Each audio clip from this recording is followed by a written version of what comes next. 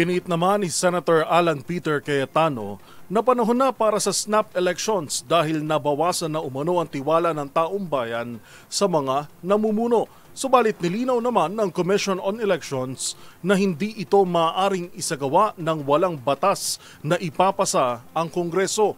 Ang pahayag ng COMELEC sa panawagan ni Cayetano sa report ni Kyle Bulyas. Ipinanawagan ni Senate Minority Leader Alan Peter Cayetano ang pagsasagawa ng snap election kung saan sakop nito ang presidente, vice-presidente, mga senador at mga congressman. Sa isang social media post, sinabi ni Cayetano na bumagsak na ang tiwala ng publiko sa mga opisyal ng pamahalaan kaya dapat na silang mag-resign lahat at magsagawa ng panibagong halalan. Pero ayon kay Attorney George Garcia, chairman ng Commission on Election, kakailanganin pang magpasa muna ng batas kaugnay ng snap elections. Sa ilalim kasi ng 1987 Constitution, mayroon ng fixed term para sa lahat ng inihalal na opisyal kung saan sinusunod ang rules of succession kung mayroong magre-resign. Sa kasalukuyan po yung batas kasi natin, yung saligang batas, ay nagpo-provide ng fixed term para sa ating presidente, vice-presidente, senador at saka sa kongresista. In fact, ang sinasabi, ang kanilang panunungkulan ay magsisimula ng June 30, tanghali, 12:01, at ito'y matatapos ng June 30 rin, 6 na taon pagkalipas po nito.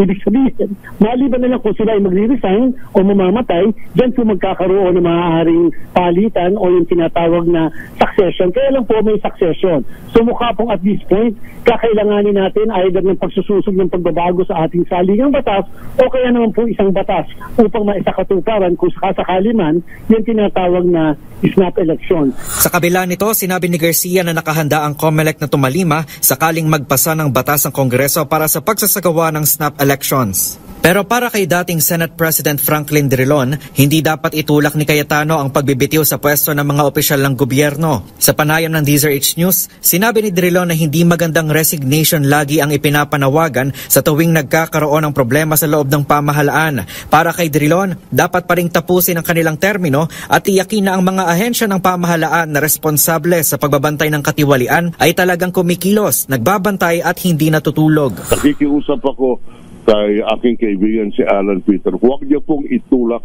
ang ganyang klaseng panukala dahil sa magiging banana republic tayo. Every time may problema tayo, ang panawagan, resign kayo lahat. At wala pong mangyayari sa ating demokrasya kung gano'n ang ating susundin na patakaran.